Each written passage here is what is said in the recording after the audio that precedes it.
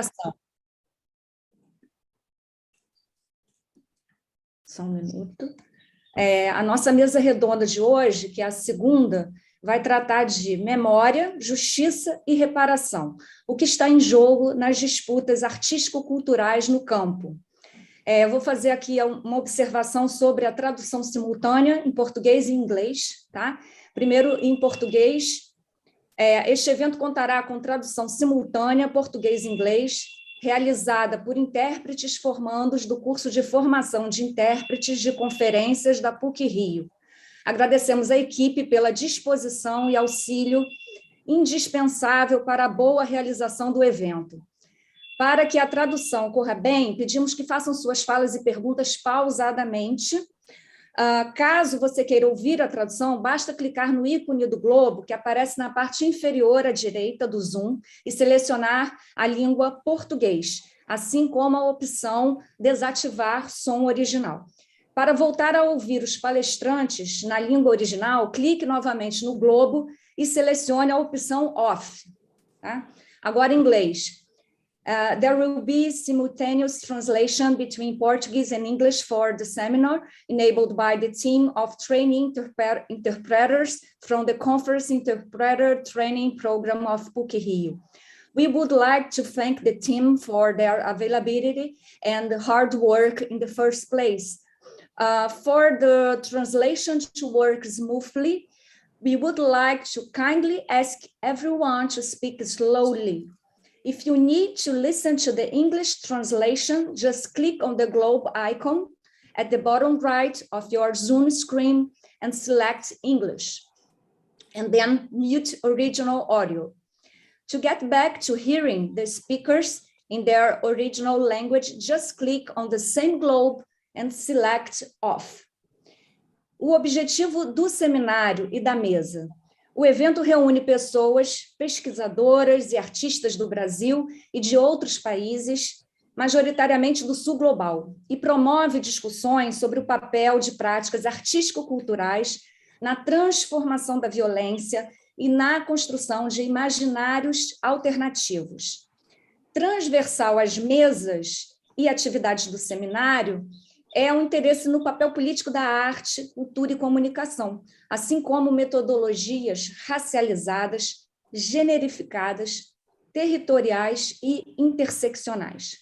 Convidamos pessoas, artistas, curadoras e pesquisadoras para se juntar ao diálogo.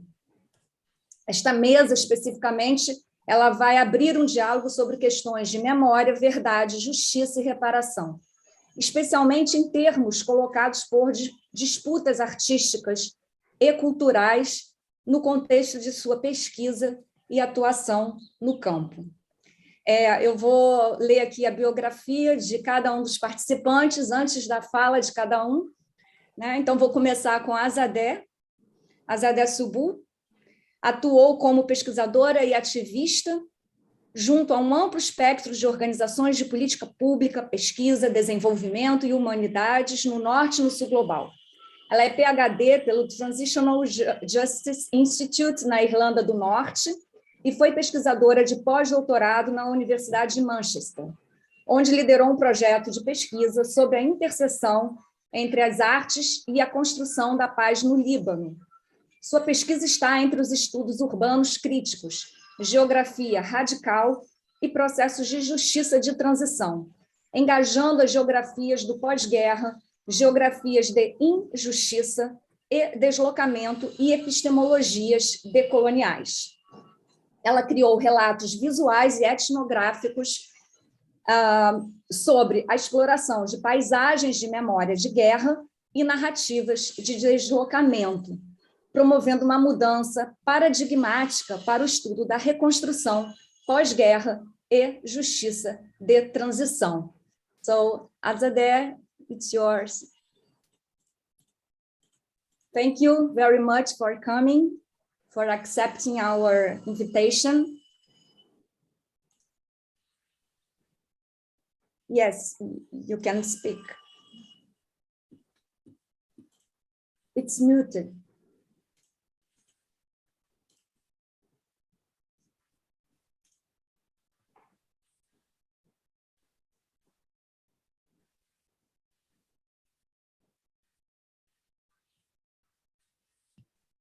Hello, everyone. I'd first share my screen. I think, yes, here you are. Thank you so much for the invitation. It's a pleasure to see you here and feel close to Brazil, even though online. Is the screen okay for everyone? Yes. Okay. So in this small presentation, I'm trying to share some reflection on the experience of artists from Lebanon in the post-revolution Syria, and how the art scene in Lebanon following the revolution in Syria has transformed in so many levels. Before starting the work of arts and how the creation of the artists spaces have engaged with different memorial and justice practices, I would like to share with you a little bit about the context. 11 years into the Syrian war, Lebanon remains the country hosting the largest number of Syrian refugees per capita. While the Syrian displaced population exceeds 1.5 million, Lebanon also hosts at least 450,000 Palestinian refugees, most of whom live in one of the 12 existing refugee camps. The legacy of the Lebanese civil war and Israeli military invasions over the years also continues to sustain the internal displacement of many communities from south and north of Lebanon. Most of these communities have found home in proximity to Palestinian refugee camps in Beirut. At the same time, you have displacement of Armenians from Syria to Lebanon, a century after their survival from the 1915 genocide. So what you see in Lebanon is really a continuum of displacement of so many communities, from Palestinians to Armenians, Kurdish people, people from Syria, and the internally displaced Lebanese themselves. In this context, what is interesting is to see how the memorials to the survivors have been very much absent in the National Archive and museums. And emerging collectives and transnational memory work of displacement has been increasingly worked out by artists in the context. What I want to do in this presentation, I want to look at the memorialization of the experience of survivors and their struggles for justice in the work of art and creative practitioners. I explored the creative artistic space as a site of epistemic justice and radical politics through themes of home, exile, resistance, and memory. And I will try to show the intersection of work and solidarity between artists from Syria, Palestine, and Lebanon in the ways they engage critically and artistically with discourses around displacement, creativity, and ethics. I will take you first to Borj Hamoud, an area in eastern Beirut, the area which was initially inhabited by displaced Armenians who survived the genocide in Turkey. Today, the area of Borj Hamoud also hosts a lot of Syrians and Palestinians and other displaced communities. In a way, Borj Hamoud has become a place that the previously displaced communities are hosting the currently displaced people from different parts of the world, particularly coming from Syria. This is a mural in Borj Hamoud. You would see a woman packing her life into a suitcase with deep extending roots into the earth. She says in Armenian, "A 1,000 times welcome." While a 17-year-old Syrian boy with maps of ancient cities in his chest unpacks and looks up at the pomegranate tree growing out of the suitcase into the sky and affirms, "When no one is asking about us, let us ask about each other." This mural reminds me of the saying of Armenian filmmaker Sergei Parajanov, who says, "We were searching for ourselves in each other." That's the story of Armenians who are hosting Syrian refugees in Lebanon. We talked about memorials and how the memorials often don't engage with stories of people who are displaced. This installation in particular has a lot to share about the experience of artists and how they see their work of art as a way to acknowledge and recognize the experience of communities. The image shows an art installation of colorful shrouds by Milad Amin, a Syrian artist and filmmaker. According to Milad, it's a memorial to the victims of chemical bombing of Syrian regime. He uses the colors as opposed to all white shrouds to demonstrate the diversity of Syrian people. To him, speaking about this diversity is a way to challenge creatively the meta-narratives of both the Syrian regime and the international media.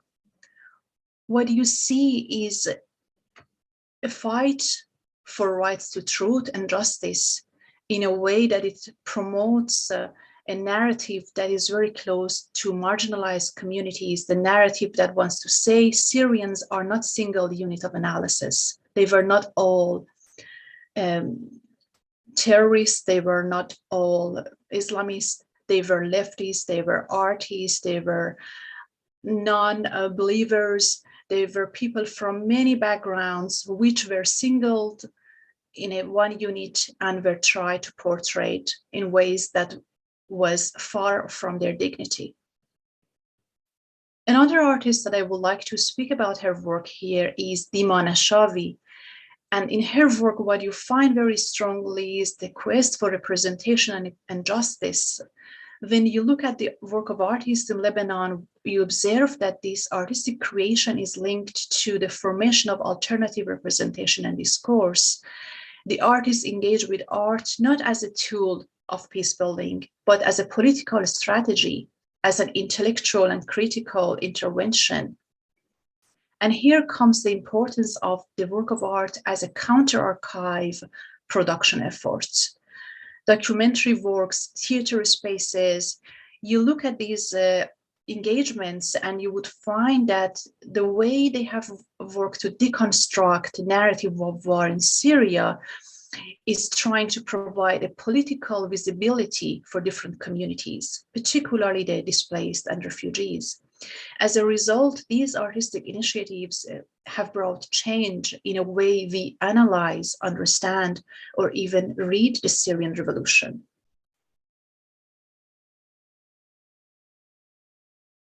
Zairagun Collective is a collective which was formed in Lebanon by artists who engaged in a performance and parade. And when I asked a group of the artists why they use this format to organize their creative activities, Rami Shaheen, who was one of the founders of the project, explained to me that what they found among all the communities who had come and resided in Beirut, particularly in poverty-stricken and marginalized areas, was that all of these communities shared constant mobility and displacement. They used the performance and parade as a way to engage with that continuous mobility and to open a space for celebration of music and experiences that could possibly lead to revival, re-engagement, recreation of assemblies, and recreation of new political communities. These initiatives are very much engaging with histories of various communities who have gone under displacement. They go to the neighborhoods that are mostly inhabited by displaced people, and they bring the theater in the street, they engage with the young and with the old. And by bringing their bodies to the streets, they reimagine and propose new ways of living together.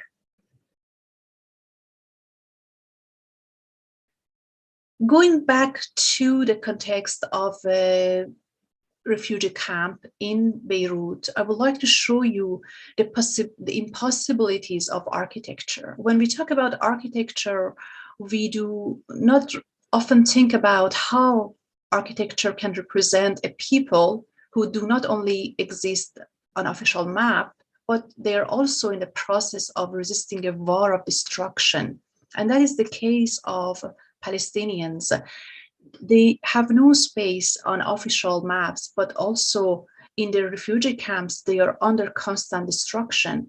What is and what can be the role of architect and architecture in a violent context compounded by displacement and militarism? And who does the architecture speaks for in such a context?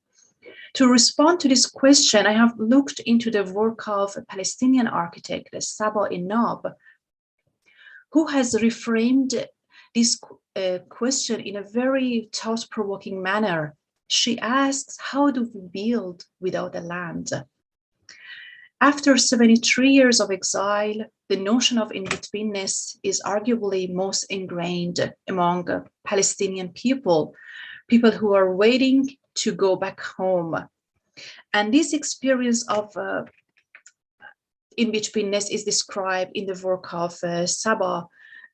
She asked this question, how do we build temporariness when it is mutating constantly into a permanent state? How do we build without a land? And she asked this question, could building without a land be a form of rejection to loss? If we dwell enough on a building, can we challenge the idea of landlessness? In a way, can living in a state of temporariness challenge the fact that we have been defined a land? And you look at the disturbing imagination of upside down architecture, which closely brings us back to the way Palestinian communities are living in the camps. You know, the building structures, the fragile structure of the foundation, the windowless, the doorless, and basically the foundationless of buildings. In a drawing workshop with a number of Palestinian children in 2015, I asked the children to draw me images of their home. There was this young boy, a 6-year-old, who was accompanying his older brothers. He wasn't supposed to be part of my research sample because he was too young for the research, but he came to the workshop and he painted and drew this drawing, and I didn't initially take a lot of consideration on what he had done. A few months later, I was reviewing the collection of children's drawings, and something struck me about this child's drawing. What is particularly striking in his drawing is that I know the story of this child. He's a 6-year-old boy. He was born after the destruction of the Nahr al-Bared camp in North Lebanon, whose family had changed 6 houses within 8 years. And Taha had been born after the initial displacement of his family. So his image of home as Palestine was initially very symbolic to me. I thought he has drawn a flag. But later on, when I looked closer, I realized that it wasn't exactly the flag. He was trying to draw a home, because as you look at the infrastructure of the houses, the way they are so fragile and the way it is vertical, and it shows some kind of foundation. And that brought me to the realization how the loss of home and the loss of homeland are intertwined for Palestinian people.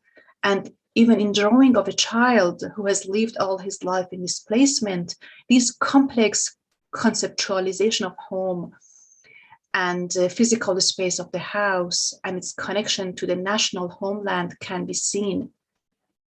I spoke earlier about Saba Inab's upside down architecture. Look at Taha's drawing and look at Sabah Inab's upside down architecture.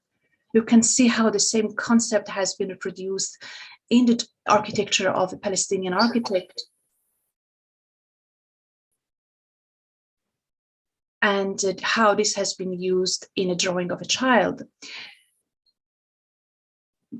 So what is happening here is architecture becoming an act of defiance in the presence of absence. What we hear here is that when we die, we become the dead and the land. The question remains, how do we die if we live out of place? How do we die if we live only in time? This question shows us the temporariness that many communities today are living in. They live in the space of suspension, the landlessness provided in this architecture, showing that very experience.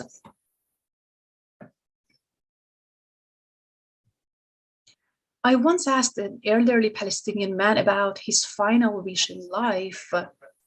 He responded his final wish was to be buried in Palestine. And I asked why he thought the geography mattered to the dead. He said, when you're buried in a place, you're forever grounded there. Even in death, there is no relief from the plight of displacement. His words illuminate that the dead comes to closure only when the body is buried in a soil it belongs to. A body buried in exile forever fails to lay claim to the land and forever continues to be the embodiment of displacement. Again, going back to Sabah Inab's architecture, you can see that suspended space between the living and the dead, between the temporary and permanence. I will close my presentation here by sharing some reflection on how artists have created work that transcends sectarian, national, and regional borders. I went through experience of Armenian, Syrian, Lebanese, and the Palestinian artists to show you the work of art has cultivated community responsibility and solidarity, and how in their everyday work, the artists have engaged with art as a platform for reimagining social relationships and shaping new futures. These artistic initiatives can visualize the human consequences of war in ways that might resist or complicate the official representations of suffering and victimhood. For these artists, the art is not only a site of creative expression, but also a way to renegotiate the term of their political lives daily in small ways. Thank you.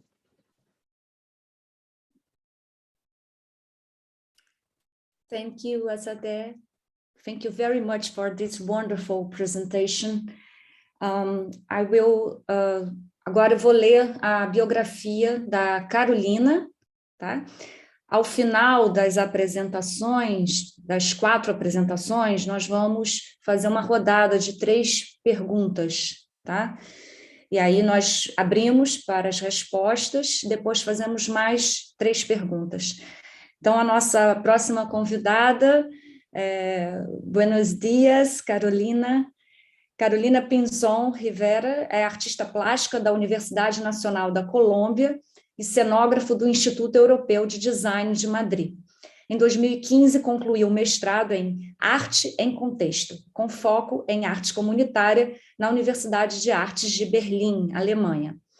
Ao retornar à Colômbia, ela trabalhou com o Ministério da Cultura no projeto Comunidade é Arte da Biblioteca e Cultura, com vítimas do conflito armado no norte do país. Entre 2016 e 2020, trabalhou na Secretaria de Cultura de Bogotá, em um projeto com vítimas do conflito que vivem em bairros da periferia. Desde 2020, faz parte da equipe de educação e programação artística do Museu da Memória da Colômbia. Como artista plástica, já expôs em espaços e eventos culturais na Áustria, Alemanha, Espanha e Colômbia. Gracias, Carolina.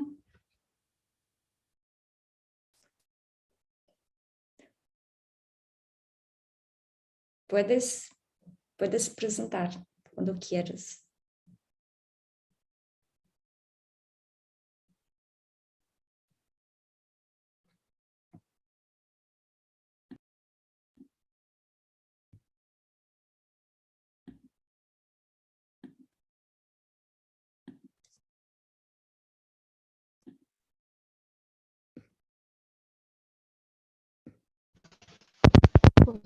¿Cierto? Sí, sí. No me está... Bueno, muchas gracias por la invitación. Buenos días a todos y todas. Como decía la presentadora, mi nombre es Carolina Pinzón y hoy vengo a hablarles puntualmente de 3 casos de arte y memoria histórica relacionados con mi país. Siguiente diapositiva.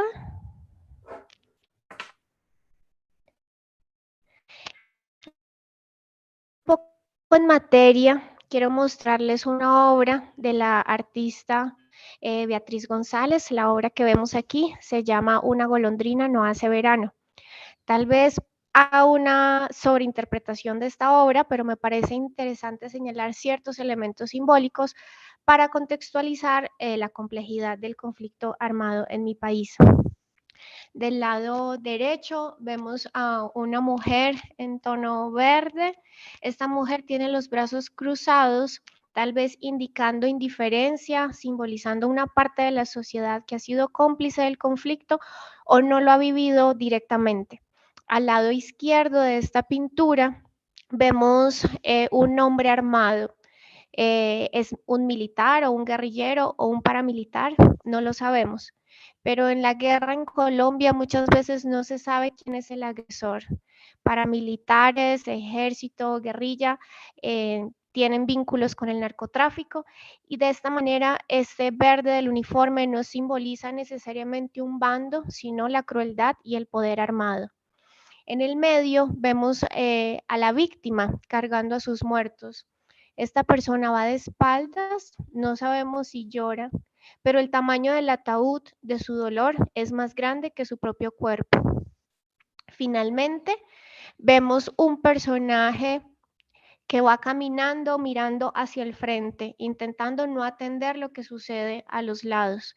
En el conflicto armado, quien no ve, no escucha y no habla, puede proteger su vida. Esta pintura fue realizada a partir de fotografías de periódicos de una masacre llevada a cabo por paramilitares en la población de Segovia, al noroeste del país.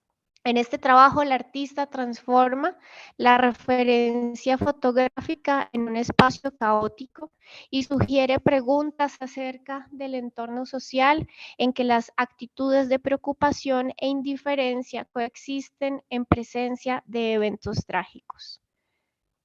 Esta pintura fue hecha en 1990 por una artista, Beatriz González, que durante toda su obra ha trabajado bastante a través de la pintura, la instalación, temas de conflicto armado y memoria histórica. Siguiente, por favor.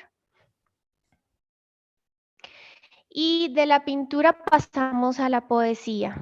Quiero leerles este poema de María Mercedes Carranza. Canto 18, Soacha. Un pájaro negro husmea las sobras de la vida. Puede ser Dios o el asesino. Da lo mismo. La poeta María Mercedes Carranza escribió el poemario llamado El canto de las moscas, con nombres de pueblos víctimas de masacres en los años 80.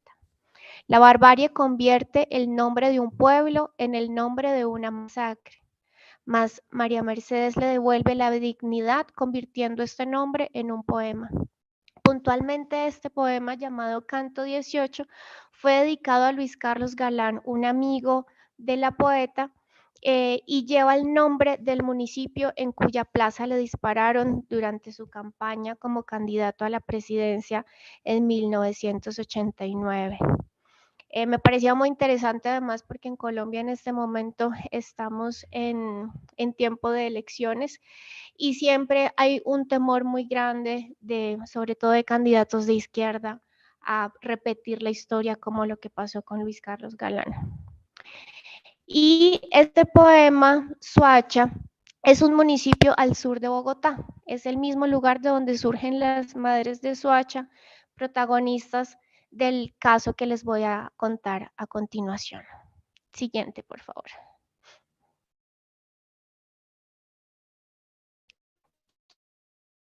¿Quién dio la orden? La libertad de expresión, la denuncia. Siguiente. Las Madres de Soacha es una asociación conformada por madres de hombres asesinados por militares del Ejército Nacional de Colombia de manera ilegítima y presentados como guerrilleros muertos en combate durante el gobierno de Álvaro Uribe.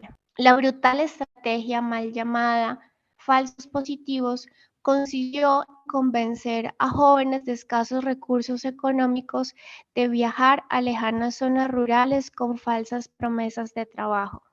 Allí les asesinaban, les quitaban sus documentos de identificación, cambiaban sus ropas y creaban toda una escenografía para hacerlos parecer guerrilleros.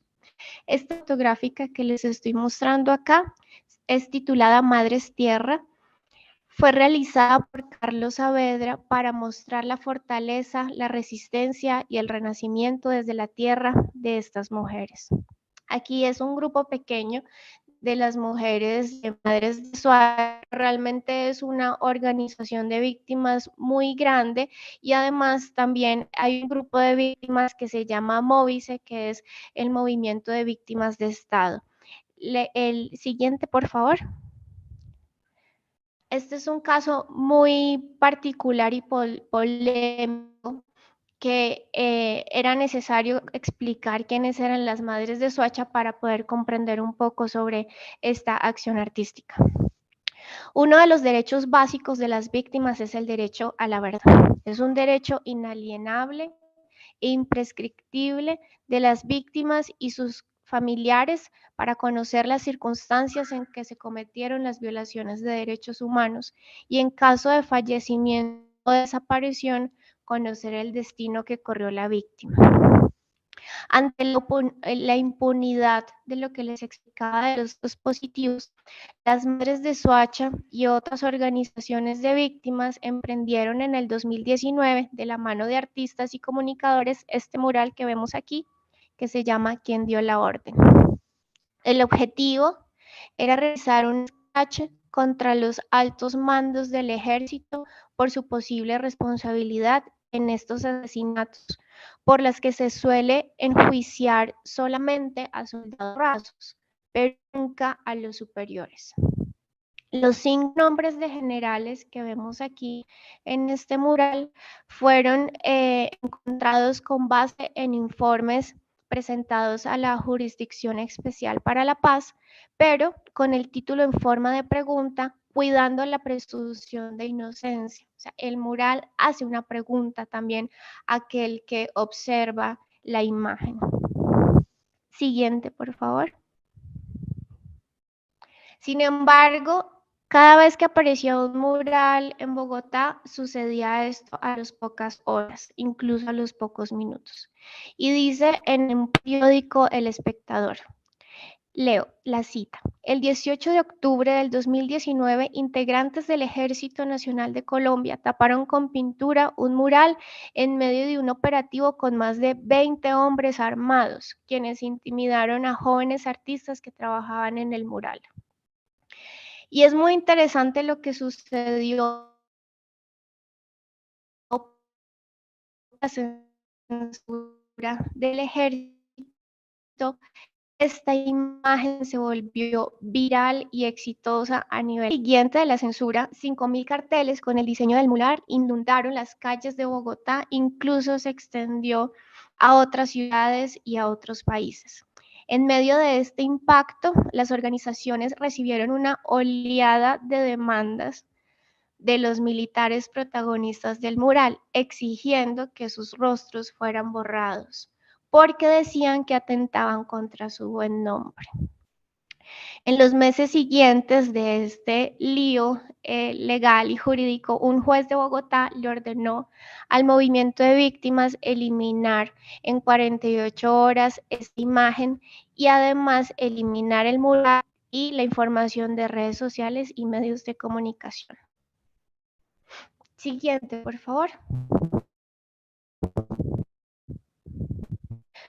Afortunadamente, la Corte Constitucional puso fin a esta historia de censura, protegiendo el mural como una manifestación de la libertad de expresión, recordando que los ciudadanos tienen derecho a denunciar de forma pública los hechos que consideran irregulares y que sean atribuibles a servidores públicos. En este sentido, este mural, esta imagen, esta acción artística y de comunicación es un discurso protegido porque la gravedad del caso de falsos positivos es una problemática de interés público. Finalmente, lo que empieza siendo una estrategia de comunicación y una estrategia artística termina convirtiéndose en un precedente legal para la expresión. Y cierro este primer caso con una foto que vemos, fue lo que sucedió en pandemia. Las organizaciones de víctimas convirtieron esta imagen también en bocas, de manera que la manera masiva de llevar a las personas este mensaje podía llegar en múltiples maneras. Siguiente, por favor. Aquí vemos a las madres de Soacha en una audiencia donde por primera vez 10 militares dicen la verdad sobre su participación en los asesinatos. Siguiente. El siguiente caso, Magdalenas del Río Cauca, el arte para la dignificación de las víctimas de la desaparición forzada en Trujillo. Siguiente, por favor.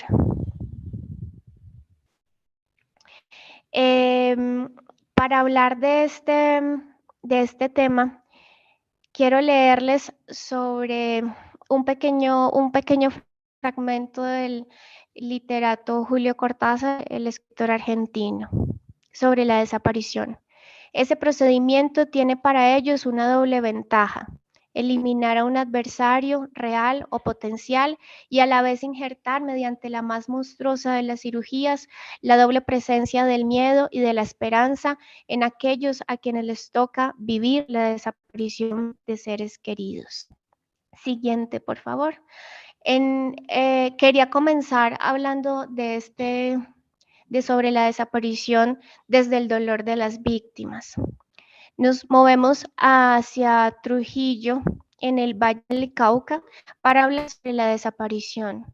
Colombia tiene más desaparecidos que todos los registrados durante las dictaduras del Cono Sur, con aproximadamente 70.000 personas reportadas desaparecidas, de las cuales 21.000 han sido calificadas como desapariciones forzadas.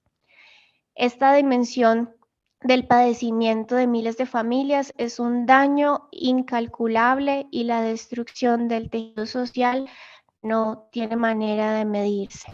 Siguiente, por favor. Este es un parque memorial que se construyó por la organización de víctimas de Trujillo, y para comentarles de esta acción, Magdalenas del Río Cauca, quería empezar por el Parque Memorial, que es un parque diseñado con la participación de víctimas y incluye tanto los restos de los cuerpos que han sido encontrados como espacios para la memoria de aquellos cuerpos que no fueron encontrados. Siguiente, por favor.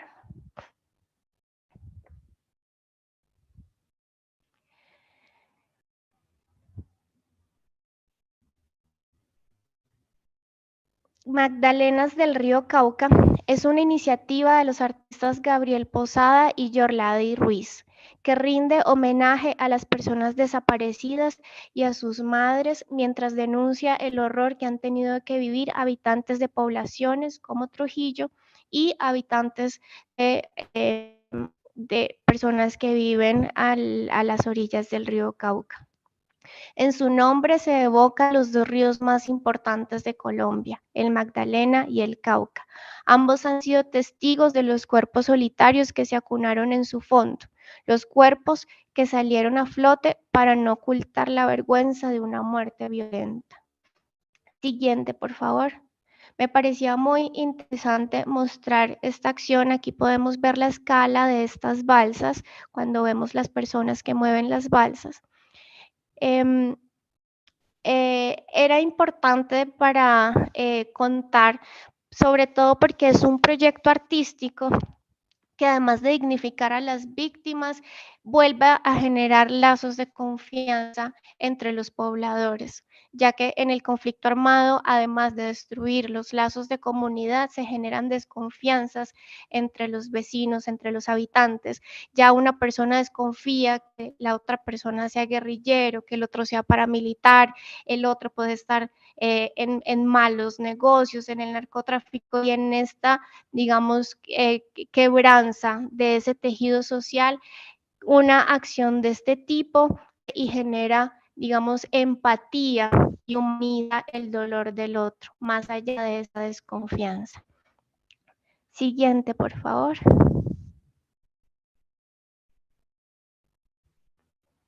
Aquí vemos la diversidad de acciones que se llevaron y de balsas que se diseñaron para el río Cauca. Aunque la iniciativa artística comenzó en el 2001, en el 2013 se unieron familias de la masacre de Trujillo, donde vimos el primer parque memorial, y comunidades cercanas para construir 327 balsas como las que estamos viendo acá y ponerlas a navegar sobre el río. Siguiente, por favor.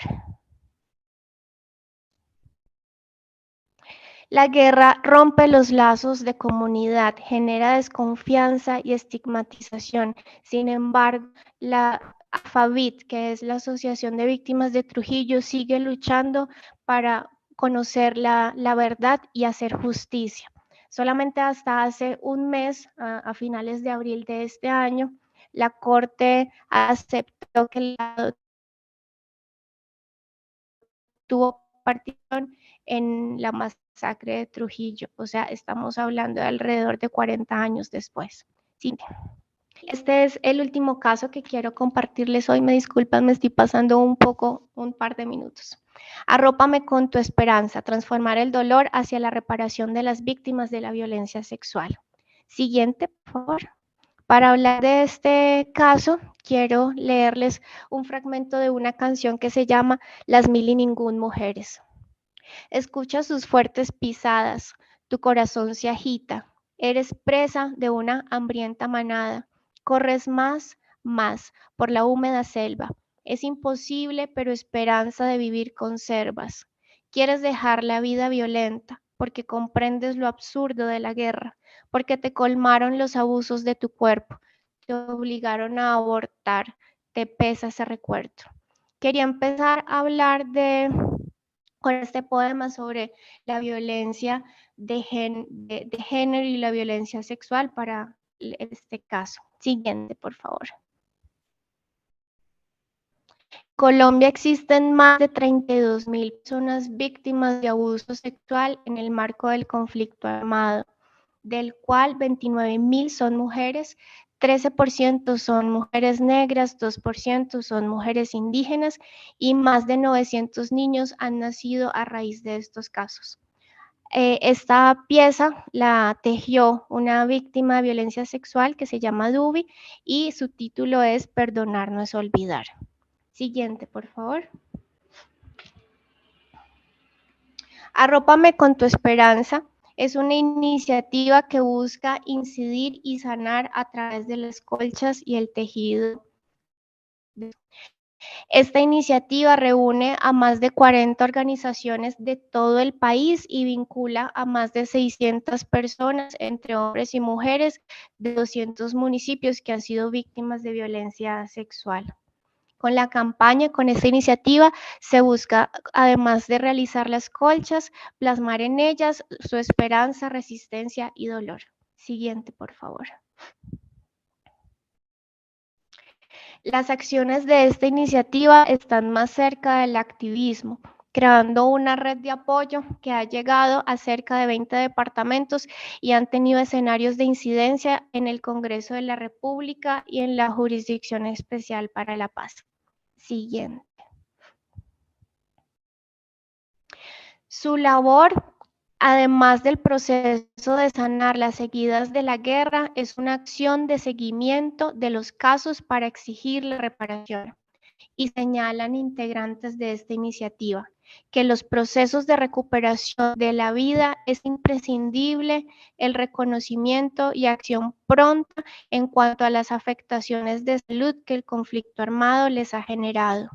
Empalamientos, marcas en el cuerpo, cirugías y otras condiciones merecen atención y recursos que protejan el bienestar y la salud mental de las víctimas. De esta manera, ellas hacen seguimiento a la ley 1448, que es la ley de víctimas, y sobre todo hacen particular seguimiento a las mujeres víctimas de violencia sexual. Me parece importante esta imagen para ver la dimensión de las conchas, porque en Colombia todavía es un tabú hablar de la violencia sexual. Incluso los hombres que han sufrido violencia sexual en el conflicto armado tienen miedo y sienten vergüenza, claro, por el machismo, sienten vergüenza señalarse de víctimas de violación. Y siguiente. Las conclusiones que quería sacar de estos casos: en primer lugar, en el posconflicto colombiano, una disputa del arte es la lucha por la libertad de expresión y la no censura. En contextos de estigmatización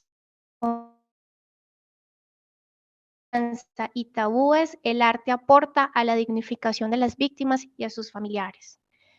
Tercera conclusión: ante la impunidad, las organizaciones de víctimas crean estrategias para presionar públicamente el esclarecimiento de hechos de violencia. Buscan la justicia y la verdad de maneras más impactantes que las usadas institucionalmente. En este punto, el arte es una manera de multiplicar su mensaje y divulgar sus luchas. Y por último, y esto lo digo en relación también al trabajo y a las víctimas con las que he trabajado, lo que dicen al respecto: el arte en sí mismo es insuficiente para la reparación de las víctimas. La reparación simbólica debe estar vinculada a esfuerzos para mejorar la calidad de vida, la vida cotidiana de víctimas y de comunidades, es decir, una reparación integral. Si no es así, parecería que el poder del arte es una reparación mínima. Con esto termino. Muchas gracias. Muchas gracias, Carolina. Obrigada por sua apresentação, belíssima também. Eu vou agora chamar a Deyanira. Deyanira, está aí? Cadê? Deixa eu só abrir aqui o... Sim, sim. Olá. Tá, eu vou aqui ler a biografia da Deyanira. Deyanira Clériga Morales colabora como responsável pelo programa Autogestão e Organização Indígena Migrante na Associação Civil Voces Mesoamericanas Acción con Pueblos Migrantes. Acompanha processos político-organizacionais com povos originários em contextos migratórios para o acesso e a construção coletiva do direito ao bem viver e ao bem migrar. Desenvolve trabalhos de educação alternativa a partir de uma perspectiva intercultural e de gênero para incidência social e política. Possui bacharelado em Relações Internacionais pela Faculdade de Ciências Políticas e Sociais da UNAM e bacharelado em Antropologia Social pela ENA, além de mestrado em Pedagogia do Assunto e Prática Educacional no CESDER. Realizou trabalhos comunitários sobre direitos humanos, finanças municipais, direito de acesso à informação, programas de autoemprego, equidade e igualdade de gênero, participação feminina, autocuidado feminista, educação popular e alternativa, educação popular, autogestão e pesquisa, ação participativa com mulheres, homens, jovens, meninas e meninos em comunidades rurais e urbanas em Sonora, Guerreiro, Puebla, Oaxaca, Cidade do México, Chiapas, Brasil e Cuba. Leciona a disciplina Vinculação com a Comunidade no Liceu Indígena Bartolomé de las Casas, em Huaquitepec, Chilón, Chiapas. Pesquisadora do projeto global sobre culturas de igualdade, Global Grace, onde, por meio de processos educativos decoloniais e da arte como ferramenta política de transformação, contribui para dignificar a memória da mobilidade humana dos povos no Museu do Migrante, com sujeitos políticos nas comunidades rurais. Deyanira, sua vez. Obrigada. Gracias, Flavia. Bueno, yo quiero compartirles un poquito del trabajo que hacemos en la Organización de Defensa de Derechos Humanos de Personas Migrantes. Estamos en el sur de México, en Chiapas, en la frontera con Guatemala, y tenemos un contexto migratorio muy complejo.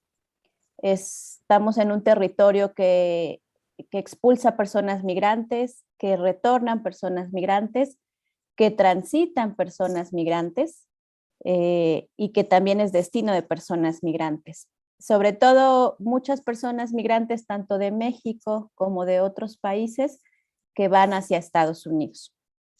Y en los últimos 5 años están transitando por territorio mexicano no solo personas de Centroamérica, también de Sudamérica, del Caribe, de Asia, de África.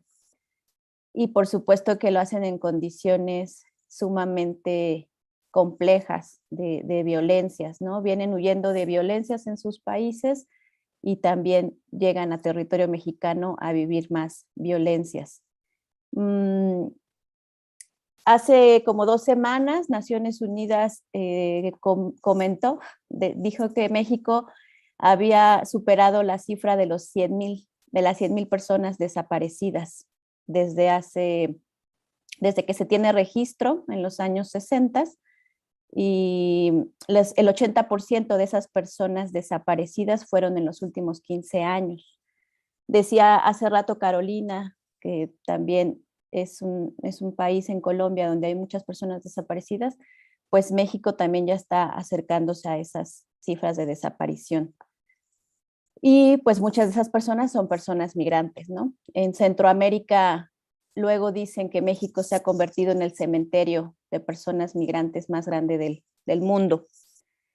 Y bueno, ante esta situación, nuestros gobiernos tienen una política que responde a los intereses de Estados Unidos.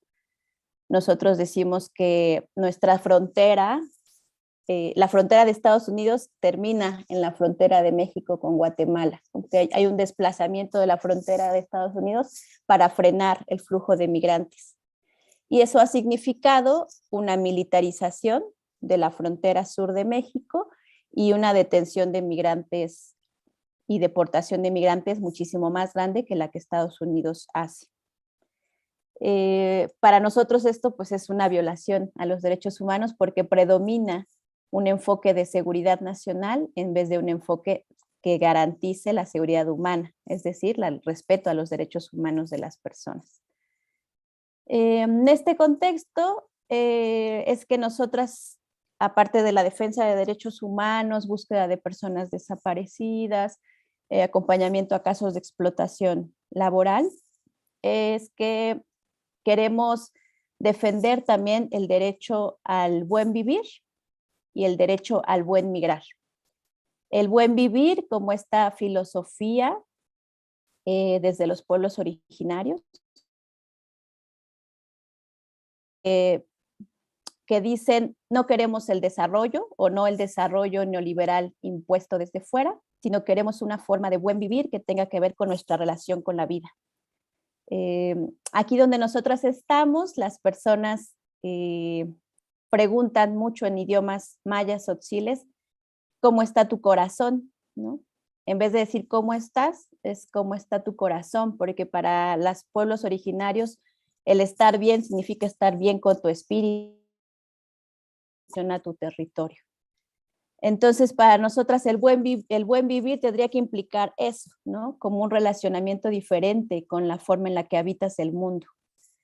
Pero también creemos que las personas tendrían derecho a no tener que emigrar de manera forzada, que las personas tendrían derecho a quedarse en sus territorios y no tener que huir de la violencia. Y al mismo tiempo, las personas que quieren migrar tendrían que poder hacerlo sin que su vida corra peligro. Y bueno, es ahí donde nosotros comenzamos, además de la defensa de derechos humanos, como un trabajo más organizacional, político, con las comunidades de aquí de donde estamos. Y hace más o menos unos 6 años comenzamos a hacer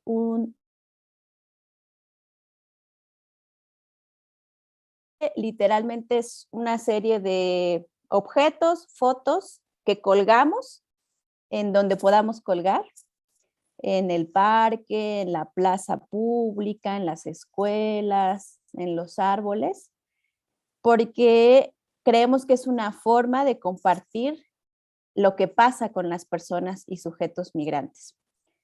Les quiero compartir un poema. Victoria, no sé si lo puedas poner. Es un poema que escribió Gabriel Celaya, un autor español que lo escribió en los años 50. Y dice: la poesía es un arma cargada de futuro, porque vivimos a golpes, porque apenas si nos dejan decir que somos quien somos. Nuestros cantares no pueden ser sin pecado un adorno. Estamos tocando el fondo. Maldigo la poesía concebida como un lujo cultural por los neutrales, que lavándose las manos se desentienden y evaden. Maldigo la poesía de quien no toma partido hasta mancharse. No es una poesía gota a gota pensada, no es un bello producto, no es un fruto perfecto.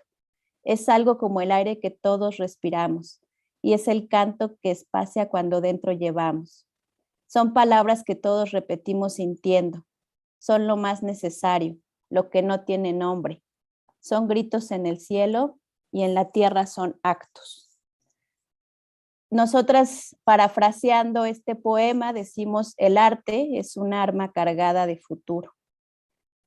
Y coincidimos en que el arte no es el fin en sí mismo, sino es el medio a través del cual creamos cosas. Nosotras en el Museo Migrante trabajamos con jóvenes, con niñas, con niños, a través de teatro, de música, de danza, de graffiti, de video, de fotografía, justamente para poder expresar qué pasa con las historias de las personas migrantes, porque a pesar de que son chiquitos o jóvenes, tienen historias con la migración, porque sus papás han migrado, porque su familia ha desaparecido migrando, porque ellos y ellas mismas han migrado. Y entonces a través del arte es que tenemos la capacidad de crear algo juntos y juntas. Nosotras decimos: no es el producto final lo que nos interesa, sino la posibilidad de estar juntos creando algo. La posibilidad de expresar lo que nuestro corazón siente. Y en ese sentido, el Museo Migrante es este escenario que ponemos donde exhibimos cosas, pero además donde el escenario se convierte en un espacio que se está dialogando todo el tiempo. Entonces, poner un tendedero con fotos donde podamos agarrar un micrófono y cantar, o con los jóvenes poder compartir sus obras de teatro, las letras de sus canciones, sus poesías. Y es importante justamente desde esta trinchera del arte usar la herramienta como un espacio político, ¿no? Para nosotros ocupar el espacio público es importante para poder reivindicar y dignificar las historias de la migración. Y más en un contexto en donde la violencia está muy naturalizada. Entonces, desde estas otras narrativas, desde las juventudes, queremos que podemos transformar y desnaturalizar estas violencias contra los discursos de odio, contra los discursos de racismo, de xenofobia. Creemos que podemos construir una memoria de la libertad, una memoria de la dignidad. Creemos que podemos contar esto que le pasa a las mujeres en las migraciones, a los niños en las migraciones. Creemos que podemos exponer las experiencias de denuncia también, de desaparición, de muerte, de explotación laboral, y provocar otras reflexiones con las personas que aparentemente no creen que tienen una relación con la migración. Es como una forma, un espacio pedagógico, el Museo Migrante, para poder sensibilizar y para poder conmovernos con lo que pasa con la migración. Y sobre todo para nosotros el proceso pedagógico de creación es lo más importante, ¿no? Más que el producto final, la posibilidad, como ya lo había compartido, de crear juntos y juntas.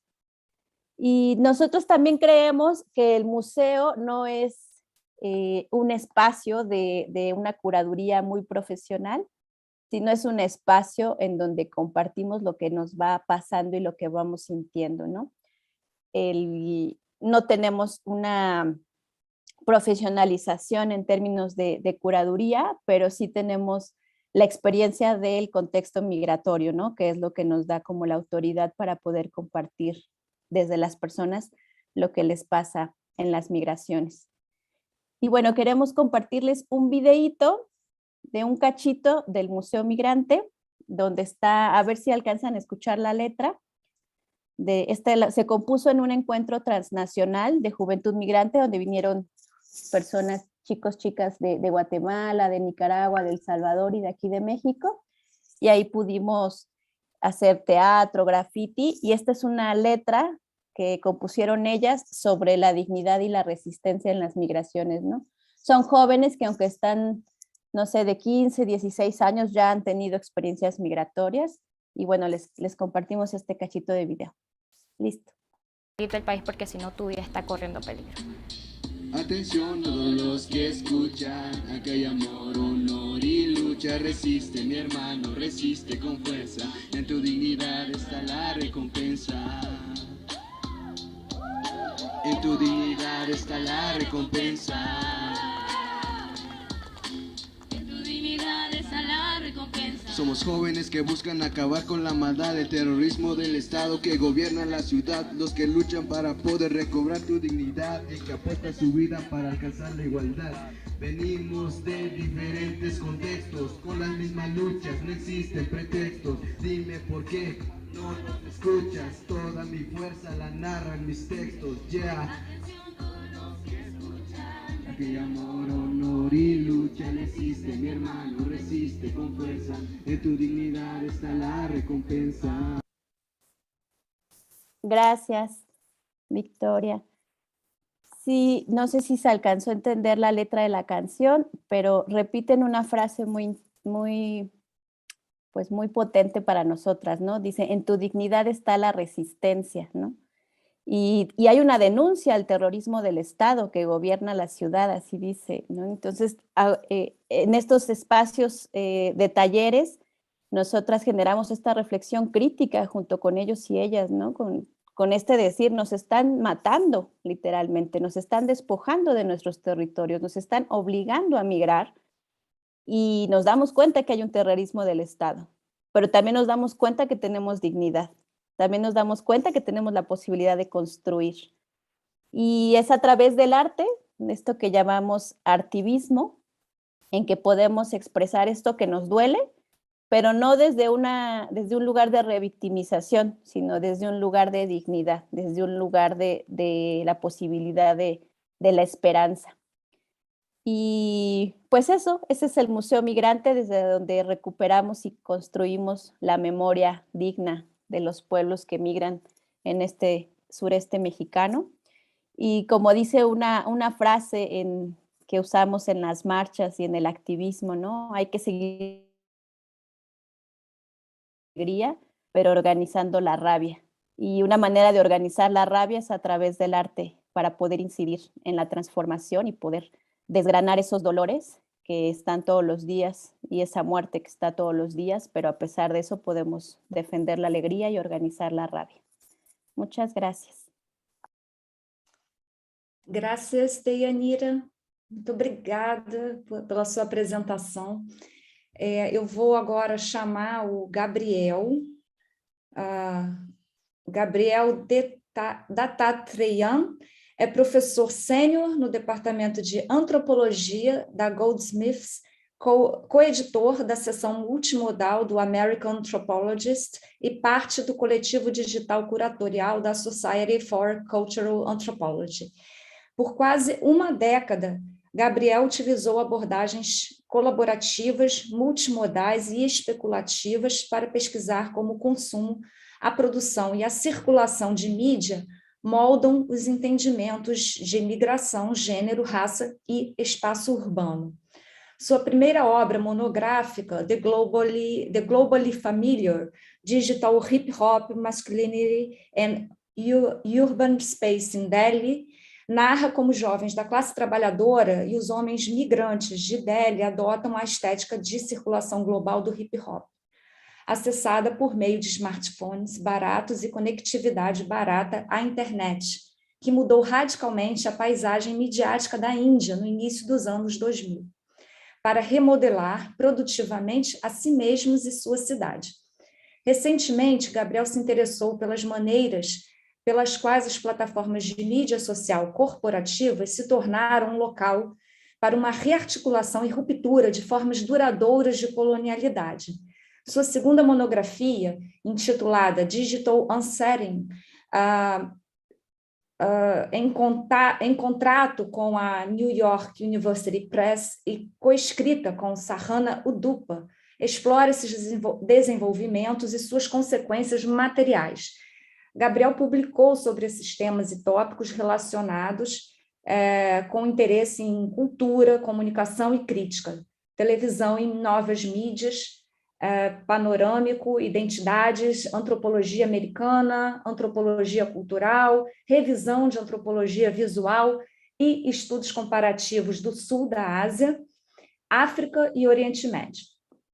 Ele exibiu seus filmes e seu trabalho multimodal em vários locais, incluindo a Tysvere International Film Festival, Ethnography, Mustard Seed Film Festival, Bow International Arts, Koi International Arts, Tifa Pune, der High Royal Anthropological Institute e o Slough Foundation, Slough Fundação, Filadélfia. Muito obrigada, Gabriel, por aceitar o nosso convite. Hi, Gabriel. Thank you very much for being here. Thank you for having me.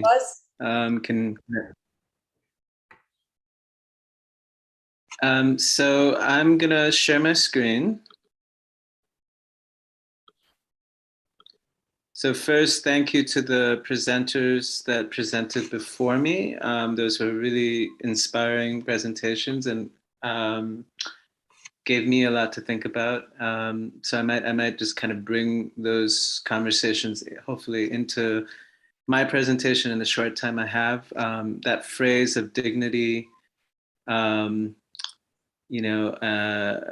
dignity in representation, I think is something I want to maybe riff on. So I'm just going to start.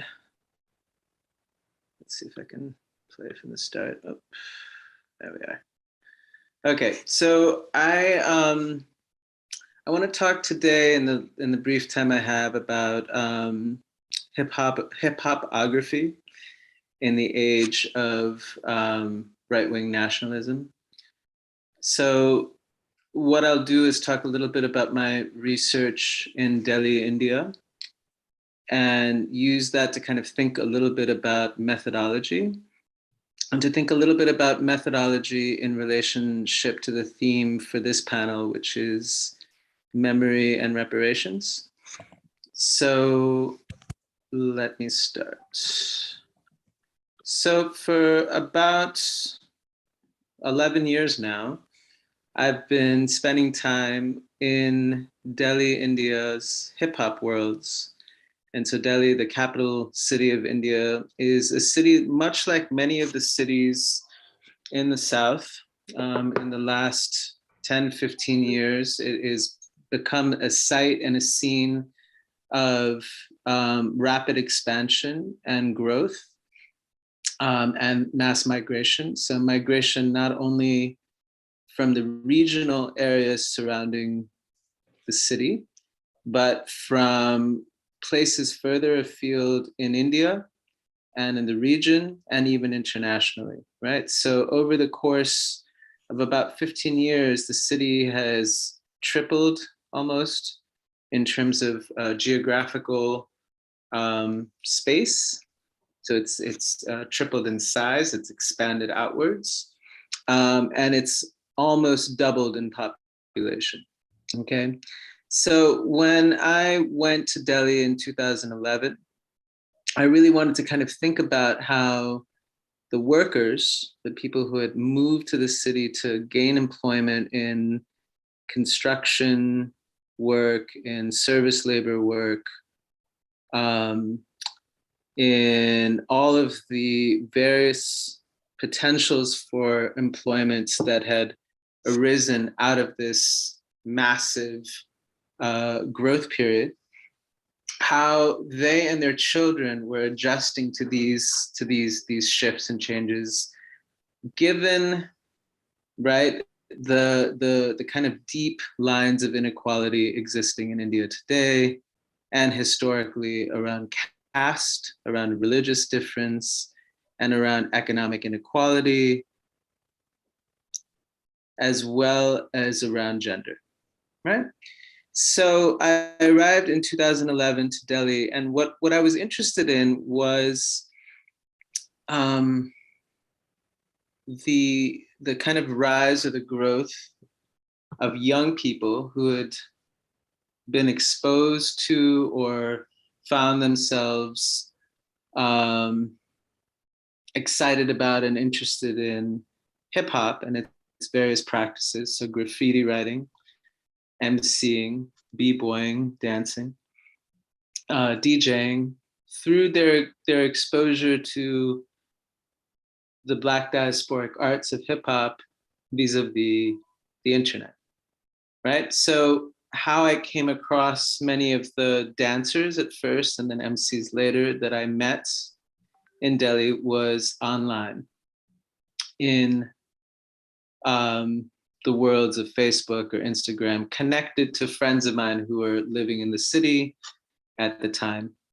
And so when I arrived to the city, I was interested in engaging with these young people as aspiring artists, as young people who were trying to think through their own racialized positions, their gender positions, right, in the city, trying to think about their economic futures and their way forward, and to do so not as a traditional ethnographer, but someone who is willing to engage with them at the level of creative production, at the level of artistic production through hip hop's artistic forms. Okay, so hip hopography is a term that was coined by James Spady in the early 2000s. So James Spady was a hip hop scholar. He passed away in 2007. He was a hip hop scholar and a scholar of African American diaspora who really thought through and imagined ways that we could approach research differently on different grounds, in ways that stepped away from the coloniality of extractive research and instead thought about ways we could make and think and do with others, as some of my fellow participant panel makers have already kind of opened up the space for. So hip hopography is really thinking about this way of doing research that is about co-creation, co-production, and making within the boundaries of hip hop's spaces. So when I arrived in Delhi in 2011, there was a rising tide of religious nationalism afoot. So while this tide had been rising since the post-colonial moment, since the post-47 independence period, it had been kept at bay in large part, and this is a much longer conversation, but in large part due to the kind of implementation of a secular liberal framework, right? Which was adopted and utilized not necessarily to create any sort of comprehensive equality, but in a way that maintained the status quo. So in the early 90s, as India opened up its economy to global capitalism, so this is the post-Soviet period, so the end of the Soviet Union, the fall of the Berlin Wall, right? This forced India, which was a country, a non-aligned country till that period, to have to participate in the market system.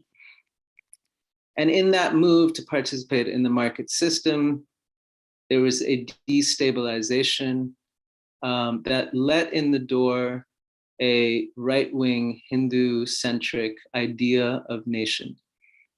Okay, so when I arrived to India, this idea of a right-wing Hindu-centric India was on the rise. Incidents of Islamophobia were on the rise.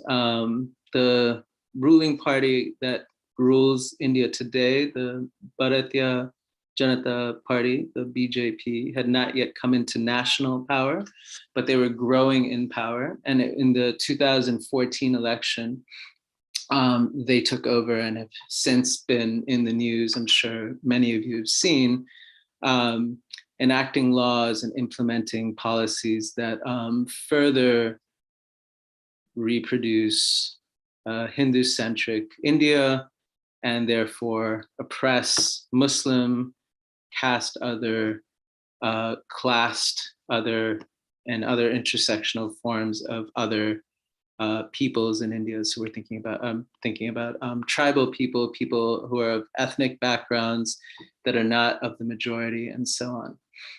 So I think one thing, to think about when we're thinking about methodologies and we're thinking about reparations, and here I just want to raise the idea of methodology as reparation, right? How can we use methods that actually open up a space potentially for our participants to be able to get back something, whether it's dignity, whether it's an economic potential or possibility.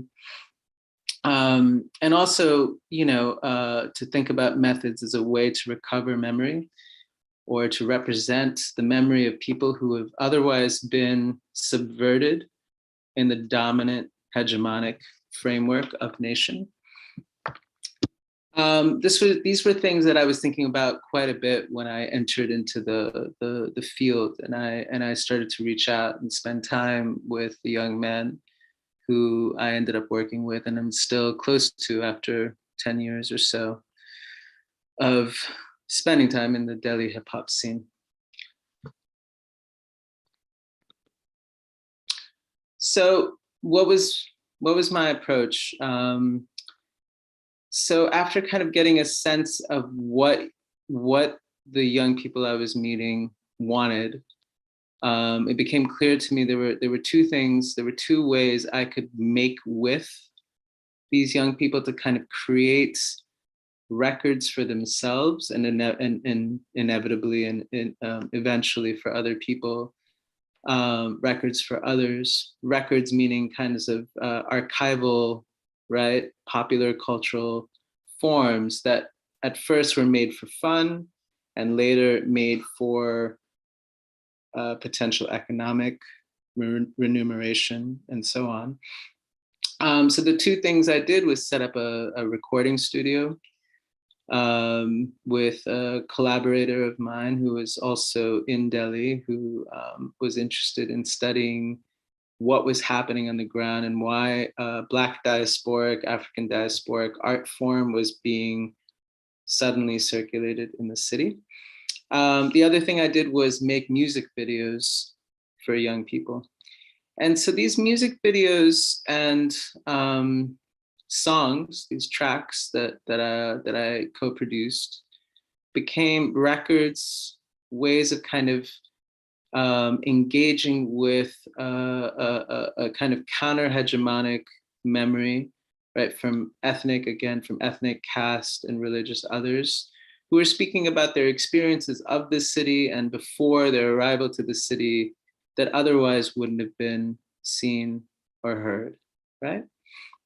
And so my research has kind of pivoted on both supporting artists and helping them kind of get their name out there, and offering this kind of counter narrative, as well as reading these texts with them to think about what is significant about them, what kinds of meaning is being generated about gender, about masculinity in particular, about race, about ideas of difference, about ideas of the future and aspirations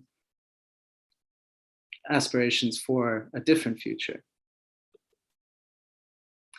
So the Cypher, the space where we created work together, whether it was music videos or tracks, music tracks, became a space of learning as well as research. And I kind of came up with a little term here, and I think it's the first time I've used these words just in light of this particular panel's focus, right, on reparation. So one of the things, even the prompt for this panel made me think of is what a reparative contact zone could look like. So what do I mean by reparative contact zone? So ciphers, or spaces of hip hop practice, bring people from very differently placed and situated communities, right? All on the margins, initially at least, all on the margins of Delhi's kind of hegemonic center, into contact with each other, into conversation with each other, to create a language of togetherness, a language of being together that's different from what the hegemonic center is producing through mainstream channels and is putting out there, right, in the world through political slogans, campaigns, and whatnot. So this reparative contact zone, at least in the early years of my time in Delhi, became a space for people who otherwise wouldn't be able to, or wouldn't have ever been able to, literally physically connect with each other. So caste communities that would never even imagine in a previous generation being able to embrace or give each other a pound, right? Give each other a pound, a high five, right? To touch each other's skin because of caste restrictions, a space to contact or to make contact with each other and to think about their present and future in the city in which they live. This photo is of one of the early jams that I went to, b-boy jams that I went to that were put on,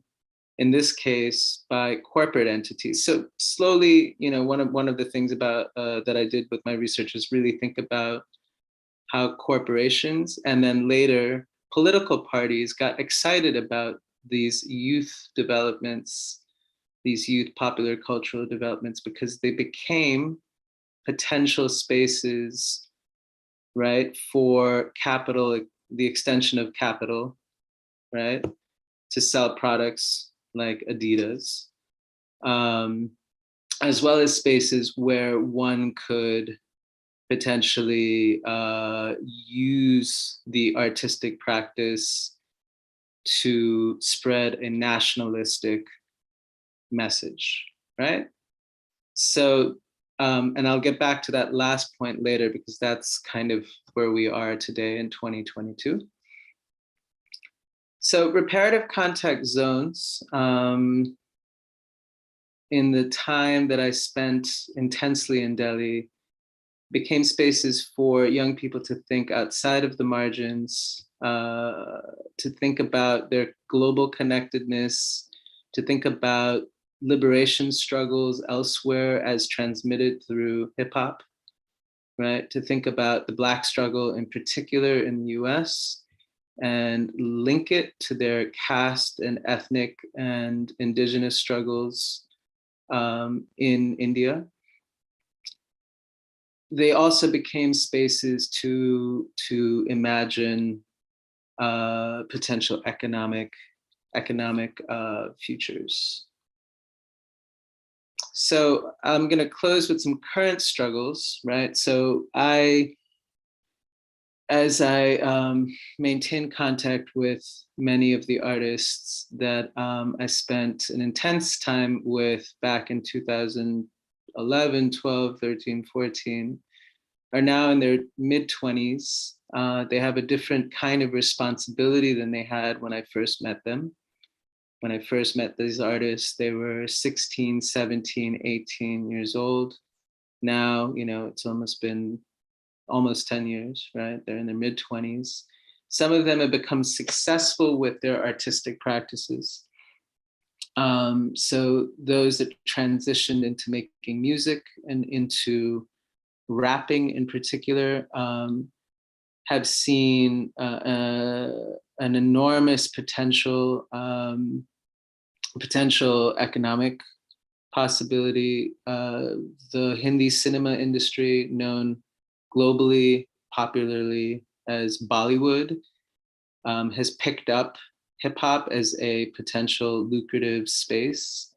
And so, you know, some of the young men in Delhi, as well as others that I've met in other parts of the country now, who are coming from marginalized backgrounds, coming from communities under threat of violence from the state, who face economic deprivation, are, you know, seeing hip hop as a potential space for the hustle, right? For making money. And this creates all sorts of frictions within then the larger hip hop community in India, which has been, at least initially in the early years, a very politically vibrant space. And then the second issue is the way in which the Hindutva right-wing kind of Hindu nationalist movement has infiltrated the hip hop scene. So in the last election, just to give you an example, the politicians running for office reached out to several of the MCs that I knew to ask them to write raps in support of their candidates, and offered huge pay packets. Some of the young men who needed money for their families decided to do it. There have been low-level threats around organizing b-boy spaces and jams and cyphers, right, where hip-hop dancers can get together. Low-level threats around including Muslims in these spaces.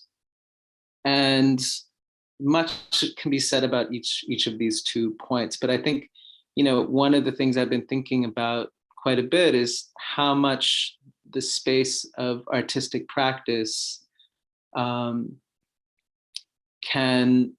so quickly become co-opted, right, by both capitalist interests and right-wing interests. Thank you all. I look forward to having conversations with you. Obrigada. Obrigada a todos os apresentadores, todas as apresentadoras.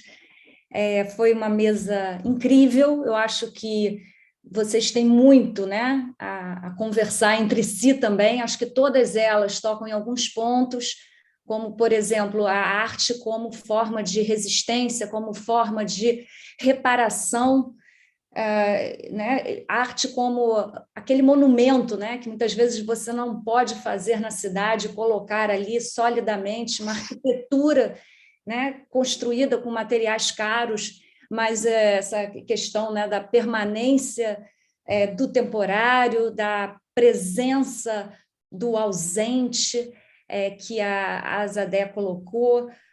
Então, como a arte, né, embora seja, né, leve, embora seja algo que atinge os nossos sentidos, ela também pode nos fazer pensar e protestar, entrar nessa resistência. E aí eu tenho só duas questões que eu gostaria de comentar. Eu acredito que os integrantes da mesa vão querer também se comunicar, né? Fazer, talvez, né, perguntas uns aos outros. Já temos aqui da plateia, né, do público, 3 perguntas, mas as questões que eu queria colocar são as seguintes, né? A Deyanira, por exemplo, falou sobre citando a poesia, né, do Gabriel Celaya, sobre esse produto que não é bonito, né? Então, queria retomar isso. E também assim, a fruta que não é bonita. Então, assim, em que medida, né, em todas as apresentações, apareceu essa questão de que, bom, de que arte estamos falando, né? Então, aqueles critérios de uma arte tradicional ou de uma arte pela arte, uma arte que tem que ser bonita, né? Em que medida esses critérios não fazem o menor sentido, né? E, ao mesmo tempo, como nós vimos aqui pelas imagens que foram colocadas, né, como essa arte, que é uma arte política, é também extremamente... tem uma enorme qualidade artística, né?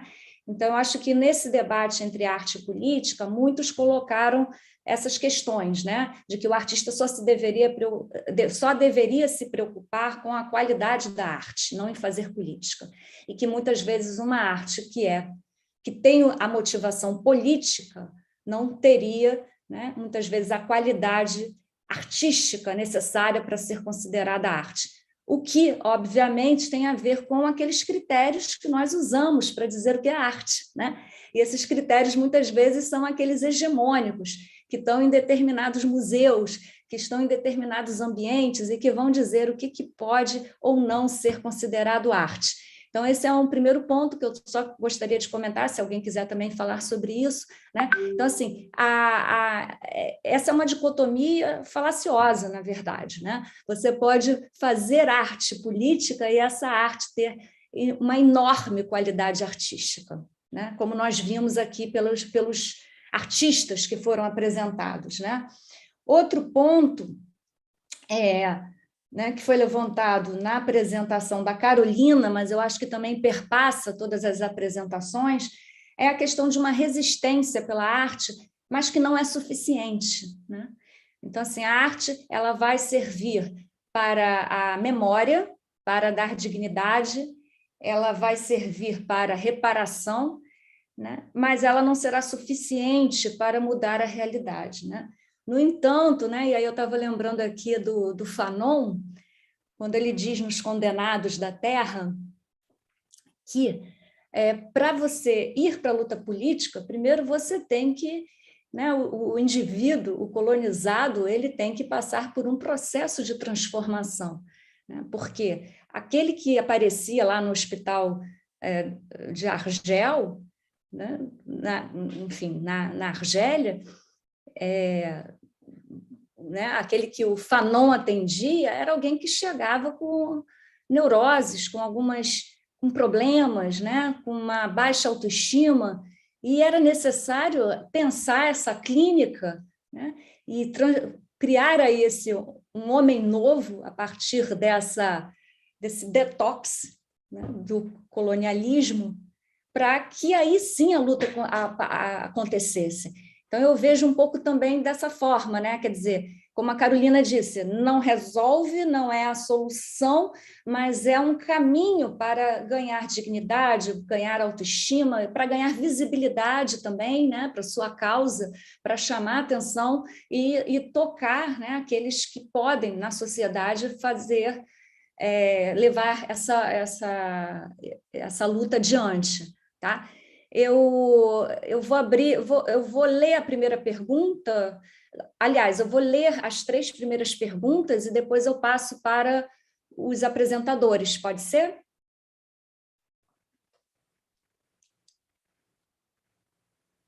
Acho que a tradução, vocês estão aguardando aí a tradução. Deixa eu colocar aqui vou ler a primeira pergunta.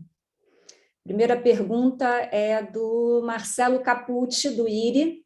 Uma pergunta para Carolina. Carolina, muchas gracias por compartir con nosotros estos fantásticos casos de uso del arte para abordar la violencia en Colombia. Obras como la colección Dores de Colombia de Botero y 6 y 7 de noviembre de Doris Salcedo ganaron visibilidad mundial, pero estas iniciativas locales que no conocemos son igualmente fantásticas. ¿Cómo reacciona la población colombiana ante estas iniciativas? A segunda pergunta é da Andrea Gil, do IRI, para Carolina também.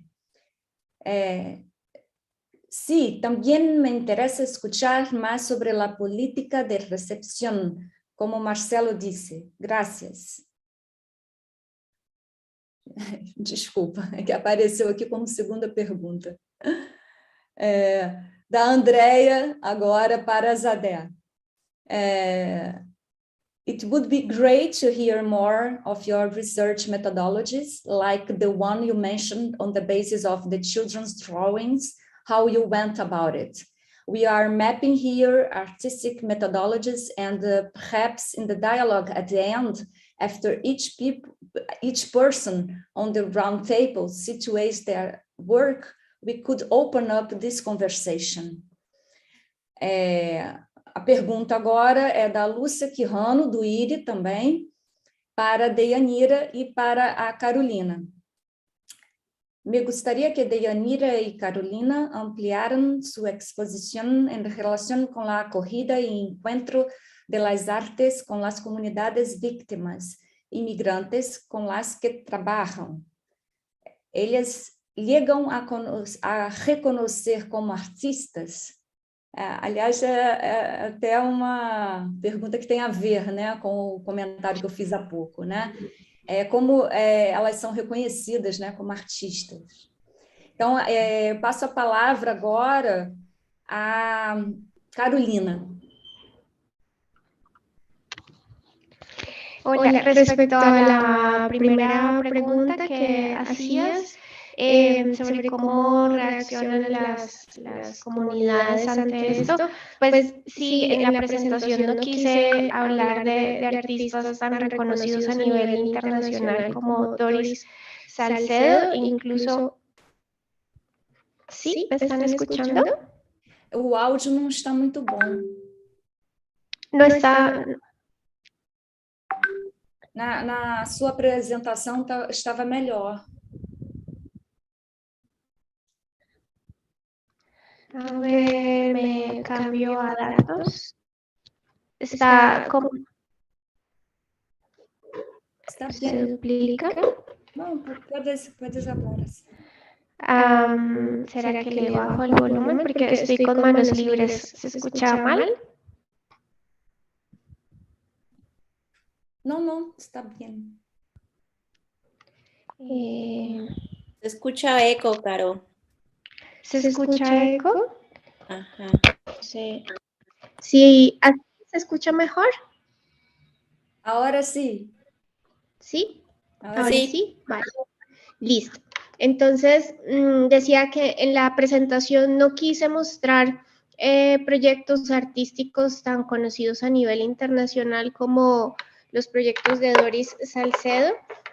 Además que creo que como comunidad artística en Colombia sí hay muchas críticas a artistas que trabajan estos temas, que son de impacto internacional, pero la manera en que se relacionan con las comunidades generan muchas preguntas éticas. Digamos que hay artistas que también instrumentalizan y hacen uso de la memoria histórica para generar, digamos, imágenes muy potentes, pero la manera en cómo se relacionan con las víctimas, cómo trabajan con las comunidades, no son maneras digamos, que aportan en el proceso a su reparación, sino es más como extraer una experiencia, extraer unas historias para realizar un proyecto artístico, más no digamos, generar unas relaciones humanas de calidad entre el artista y la víctima o las comunidades. Entonces quise traer proyectos desde el mismo hacer y la misma relación entre artistas y comunidades genere, digamos, unos procesos más desde como más humanos, más desde las emociones y la ética. Estos son ejemplos digamos, de proyectos artísticos donde las mismas organizaciones de víctimas se acercan a los artistas en busca de que el artista, digamos, aporte con su herramienta. Y es más interesante que cuando el artista va y busca a la víctima y le dice, yo quiero hacer un proyecto a partir de tu dolor, a partir de tu historia. Y de ahí paso a la siguiente pregunta, cuando si estas comunidades también se consideran en estos procesos o en algunos proyectos también como artistas. Siento que las comunidades tienen unas luchas tan complejas y tan difíciles en busca de la justicia, en busca de la verdad, que lo que menos les interesa a ellos es obtener títulos o nombres de artistas. Ellos, digamos que es más importante su lucha por buscar a sus desaparecidos, por exigirle justicia al Estado, que a la final que alguien de la comunidad que participe en un proyecto quiera o no que se le diga artista, es algo que pasa a un segundo plano. Para ellos eso no es lo importante es la exigencia de los derechos humanos, la verdad y la justicia. Y creo que el querer ser llamado artista o no les interesa a otras personas con preocupaciones menores. Es un poco lo que pienso, pero sí es muy importante que los que sí se acercan con una intención desde el arte, reconozcan también en la participación digamos, el aporte vital de la víctima y no se le considera como un beneficiario, sino como un co-creador y cuya participación es tan importante como la del mismo artista. Eso. Obrigada, Carolina. Queria só lembrar aqui um ponto, né? A Deyanira trouxe a questão do Museu Migrante, e na segunda-feira nós tivemos uma mesa sobre o strike MoMA, né? Em que se discutiu justamente isso, né? Como essas instituições elas vão colocar critérios para dizer o que é arte, né? E como é que a gente rompe isso, né? Como é que você faz um strike MoMA? Eu acho que o Museu do Migrante, né? Se a Deyanira puder falar também sobre isso. Eu vou passar a palavra, desculpa, Deyanira, eu estou indo aqui pela ordem, então vou passar a pergunta a Azadeh.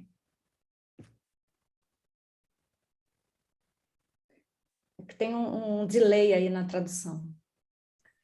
Hello again, thank you for your question. Regarding the methodology I use, I organized 3 drawing workshops in which 24 children between the age of 8 and 15 participated.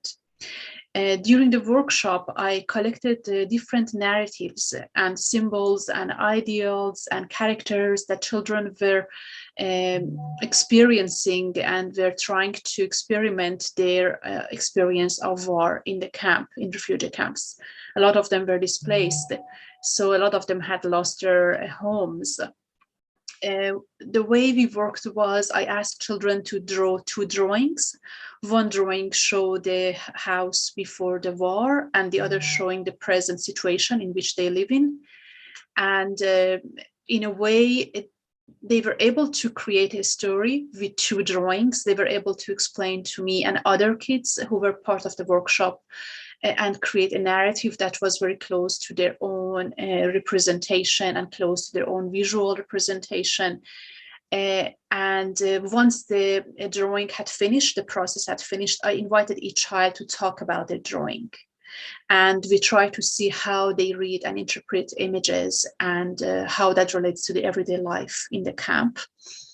So basically the image and the accompanying stories created a participatory means for sharing children's perspective.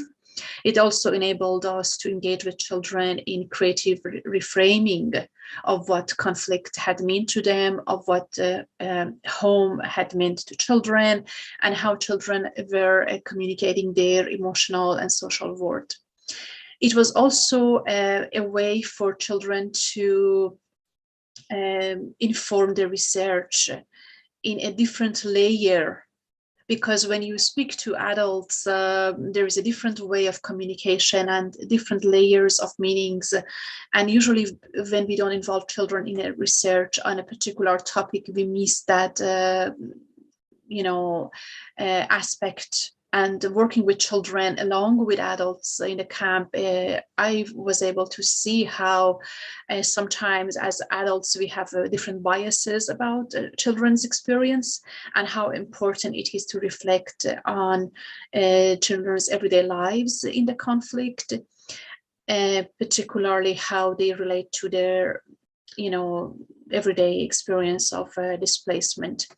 So basically, in terms of how I analyze the drawings, I listened to every child's story. I discussed the situation of the family with the parent of the children. So I knew what was the background of every child life, basically, when I looked at the drawing.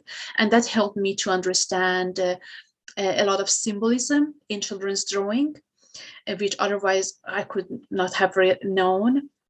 And then also during the exercise, I acknowledged the children had intentions, and then they were making deliberate choices in representing themselves. So it wasn't necessarily doing what I asked them. They deliberately made choice, and they also had their own mental images that we're trying to create within the different drawings. And this realization led me to look for similar design and structures. For example, I had nearly 22 drawings of children, and the majority of them had the image of home. And this was quite striking, because I didn't ask them to draw your home. I asked them to draw how your life was before the war. And in majority of the drawings, there was an image of home, which was quite interesting, because the analysis of many psychologists of children's drawing shows that children are very inclined to draw human beings and images of human beings. But what I found in Palestinian children's drawings, the home was the constant and central image of all the drawings, which speaks to the fact that how home is connected to the homeland, and how home is in a very fragile place, is at the front of the conflict in a way. So I think that was a very interesting observation that I found while I was doing the analysis. But also I tried to do the collaborative approach with youth workers and people in the camp who were supporting children, to talk to them and understand their mental state of how the life for children was, what were the meanings of their experiences, and how that meaning contribute to the relationship and reconstruction of the drawing. So it was quite a very multi-layered and complex process of analysis that I found much more complicated than interviewing with an adult.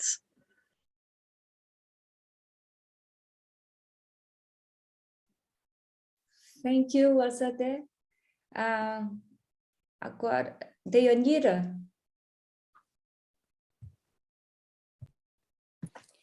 Gracias. Nosotros, igual que Carolina, las personas no se consideran artistas, las personas son sujetas de la migración, sujetos de la migración, y encuentran a través del arte formas de expresarse, de denunciar y de compartir su dolor y sus sueños. Pero justamente no es un debate que les importe, ¿no? Como si son unos artistas, pues no es un debate. Así como tampoco para nosotras como organización, como activistas y defensoras, ha sido un debate estudiar museografía o estudiar curaduría.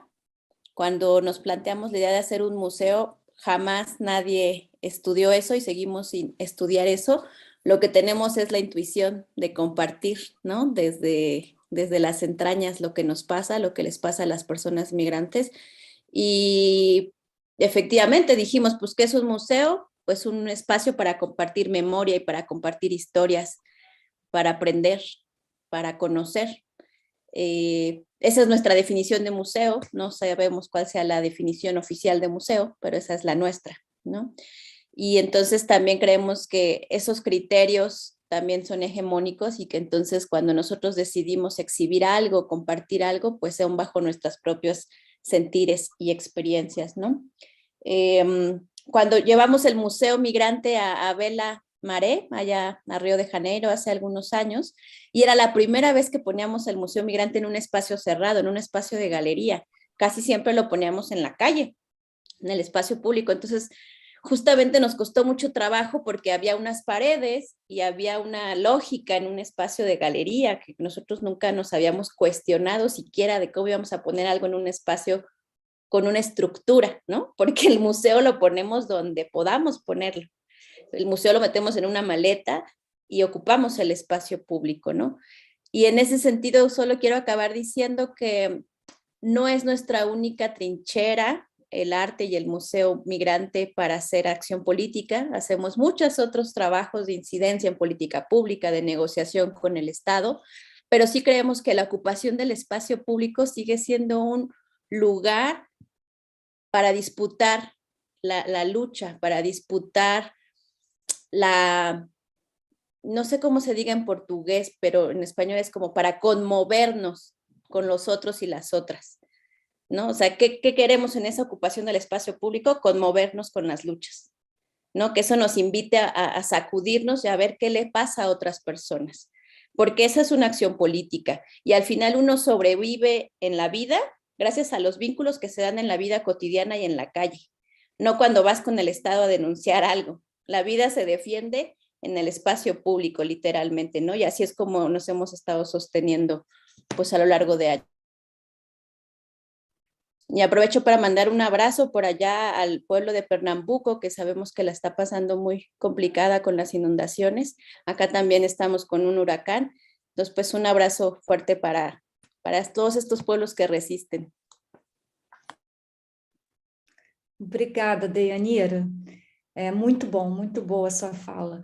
Eu tenho aqui mais 3 perguntas, sendo que são 2 para o Gabriel. Então, eu vou começar agora com o Gabriel e depois nós temos aqui uma pergunta que é direcionada a todos. Então, eu acho que, bom, devido ao tempo aqui do nosso encontro, né, que deveria acabar às 13 horas, nessa última pergunta aqui, direcionada a todos, a gente faz novamente aqui uma rodada que já seria para as considerações finais, né? Respondendo a pergunta e já fazendo as considerações finais. Então, vou ler primeiro as 2 perguntas direcionadas ao Gabriel, tá? A primeira é da Flavia Belmont, do IRI, tá? I imagine that getting in contact with rappers and b-boys and proposing some kind of support for recording and circulating their music requires some financial support. Did you get in the field by yourself? Do you work with a research group or some partnership with independent organizations? Also, have you had any background with music before fieldwork? Essa é a primeira pergunta da Flávia. A segunda pergunta é da Andrea Gil. It's also a question for Gabriel, from Andrea. Andrea do IRI, tá?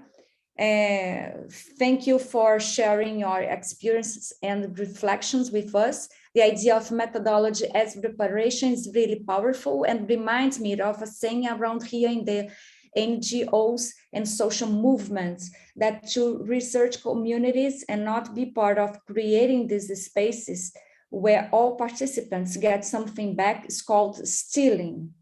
It would be great to think more about the question you posed regarding what a reparative contact zone could look like, how to retrain relationships rather than individual subjectivities, and the limits and possibilities of research as a formative process for all involved, including the recognized researcher.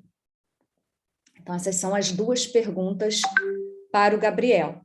E agora, a última pergunta, que essa seria, né, uma rodada. O Gabriel já pode aproveitar, né, e responder também essa terceira pergunta, e depois a gente faz a ordem inversa. Gabriel, Deyanira, Azadeh e Carolina. A pergunta é da Raquel, né?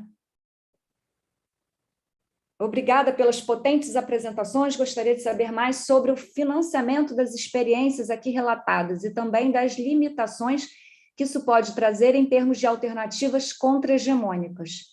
O ponto que Gabriel trouxe sobre cooptação é importante, isso é muito patente. Seria muito interessante saber como essas experiências lidam com isso. Tá? Então, essa foi em português, enfim. Então, acho que a gente pode começar com o Gabriel. Okay. Thank you.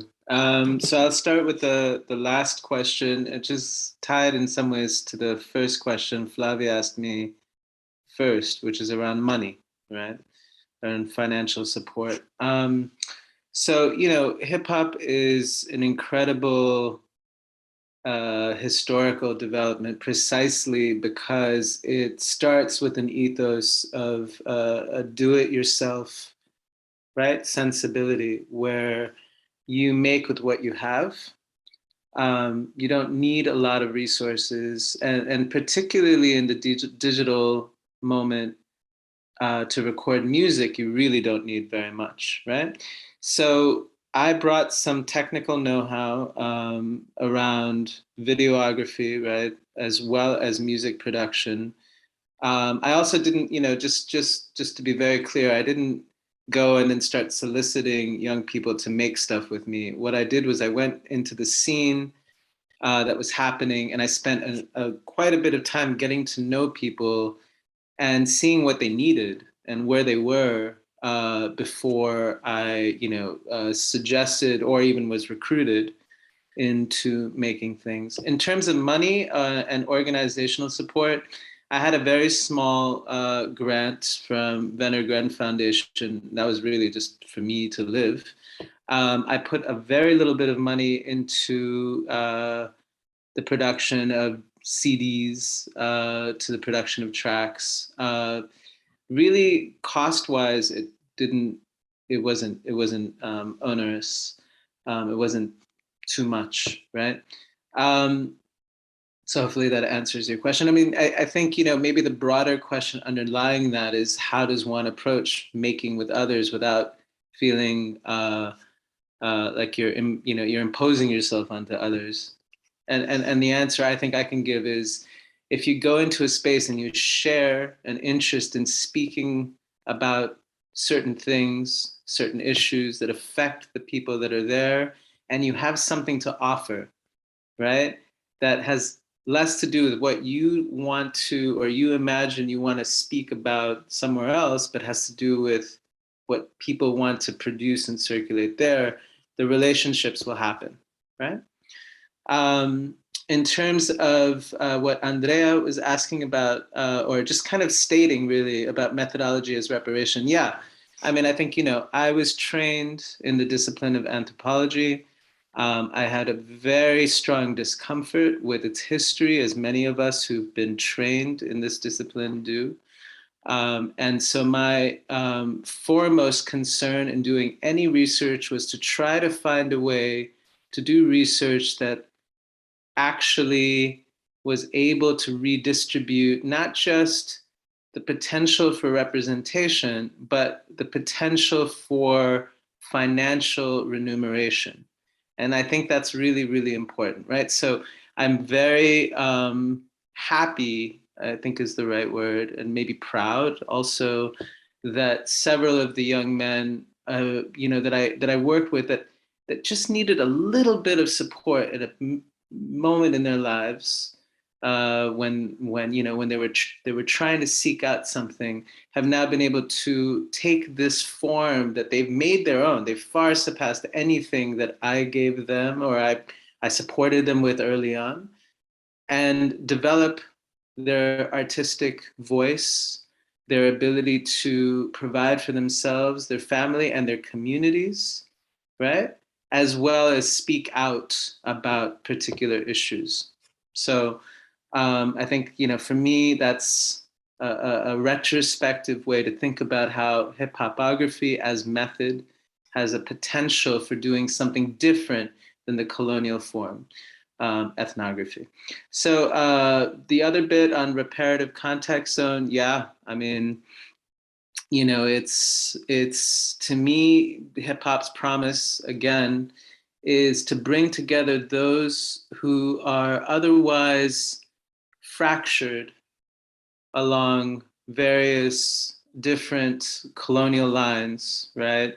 Whether through categories of race or ethnicity or religion, and to give them a potential common voice through the tradition of African American and Black diasporic artistic practice. And that is a powerful potential, but as someone else said, it also has the potential, just like any other creative form, for being co-opted towards the re-articulation of power in hegemonic forms. So, it's always that tension, I think, that we're working with, whether as practitioners of artistic practice or as researchers using creative methodologies to come to know with others differently.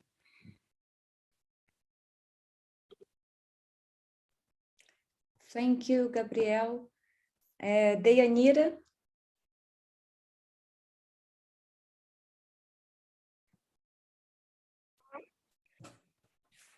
Sí, en nuestro caso, como somos una organización de la sociedad civil, nuestra mayor fuente de ingresos es el financiamiento internacional, que viene en su mayoría del norte global.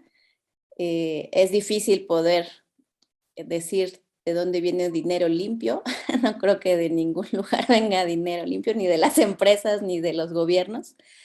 Pero pues también somos muy honestas con eso, ¿no? Es decir, pues sí, mientras no podamos todavía generar procesos autogestivos para financiar la defensa de derechos humanos, pues sí dependemos de la cooperación internacional, pero también nosotros como organización somos muy claros con esas fuentes de financiamiento y siempre tratamos de negociar desde nuestras reglas, ¿no? Evitar que nos impongan algo, y cuando sentimos que nos están imponiendo algo, ponemos altos y buscamos otras fuentes de ingreso. Pero pues sí, dependemos de la financiación internacional. Gracias.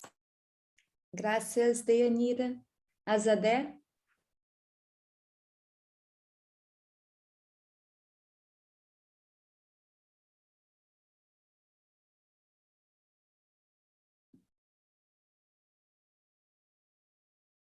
Azadeh, can you hear us?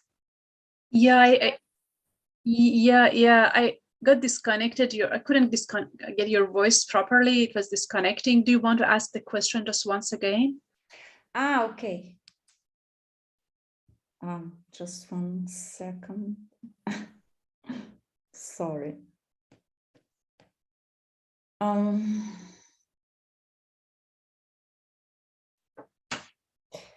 For Azadeh, this is the last question. So I'd like to know more about the funding for those projects and also the limits it can bring for counter-hegemonic alternatives. The question of cooptation raised by Gabriel is very important. I would be interested to know how those experiences deal with it. This is a question for everybody. So, and we are... Yeah, I mean, one of the things I found very interesting was the fact that doing research with communities who are considered vulnerable will be there will be a lot of barriers if, as a researcher, you want to go and research in a so-called conflict zone. First of all, you have to pass so many barriers in terms of the university ethics committee, in terms of the funding committee, to ensure that they are assured about your safety and security. So what I found was, in the end of the day, I was having a very limited financial support, because a lot of places I was applying for, they were not funding me to go and research in a conflict context, which is very discouraging, but also it shows that the places we need the most for researchers to go and have a voice, we don't fund them to go to those places, because, for example, the UK Home Office, for political reason, doesn't allow researchers to go to certain places. And it clearly shows how politicized the whole research is. We find budget for particular places that funding agencies are promoting research to be done. And you see that clearly every few years, certain countries become research hubs because funders, governments, agents are encouraging a lot of people to go there. But for example, if you're a researcher researching a case of Palestinian camp, you have a very limited funding opportunity. So what I did, basically, I started to look into limited possibilities that I had from my university and my own savings. And that's how I did it. I didn't receive any grant for the research I did in terms of the PhD. In my postdoc, I was able to get connected to a wider project. So I would always call it's a matter of alliance building. When you want to do research into something you're very passionate about, but you are sure for political reasons, universities are not going to fund your research.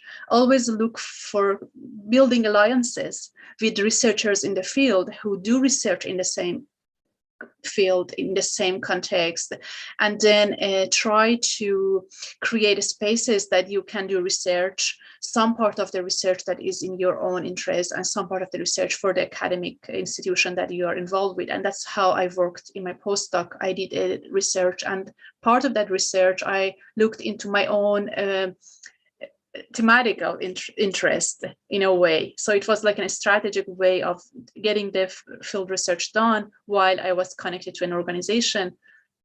I hope I responded to the answer.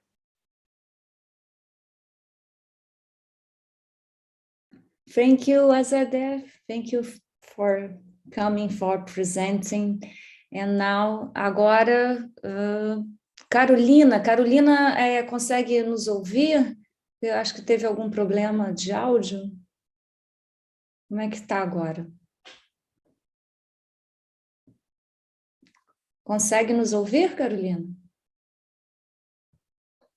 Ah. Tá. Okay.